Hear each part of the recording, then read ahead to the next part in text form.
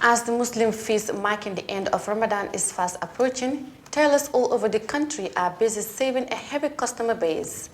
The event known as Eid al-Fitr is observed worldwide in prayers and charitable gestures. Fatimata Kasim went out and about looking into the work of different fashion designers customized for the Karite. She now reports.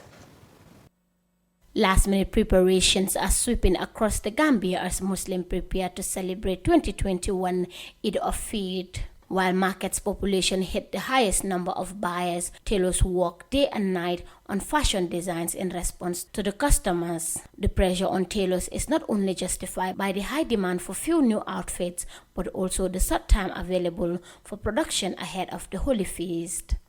Morangiran, a tailoring workshop owner, described the 24 hours work pressure activated as a business season for skilled specialists like himself. It is a moment for business to receive after a whole year of setback due to the coronavirus pandemic. Because so na tamit bi ñu ne last 15 days wala last 10 days nga bëgg commencer fanaan loolu moo waral ñëpp yu bari dé tar té xam nga. This is a short time for us and everyone wants to look good for the Eid. That is why the pressure is always high. We are used to it now, so we'll handle it and give it our best. Each season is a different form. There are new system and new style. Everything changed.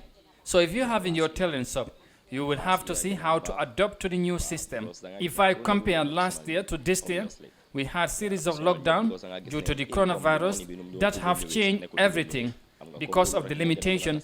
But thank God, this year is different because there are no tight restrictions.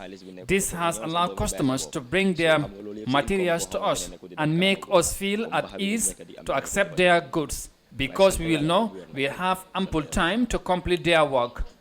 I will say this year is far better than last year. A good number of people have been complaining about the high increment of the stitching fee. A good number of people have been complaining about a high increment in stitching. However, Modulamin explained the prices of good designs to the cost of sewing materials.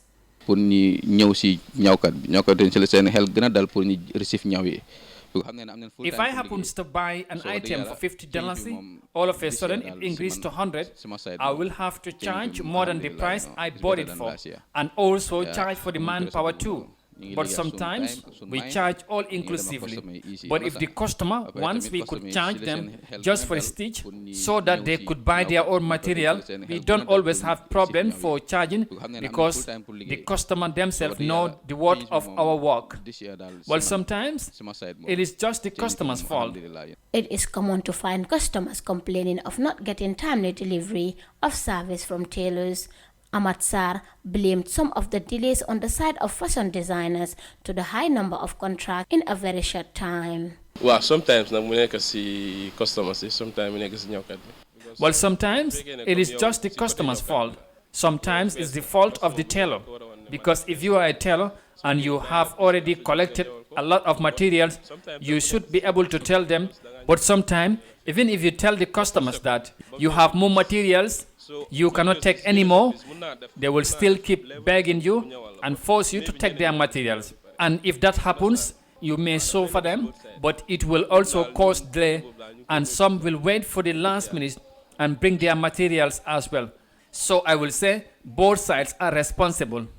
The last few days of the month of fasting is a period during which Muslims invest very much on fashion and food in preparation for the Holy Feast. With almost every member of the family wishing to dress in a beautiful African attire, every tailoring workshop is compelled to work under serious pressure.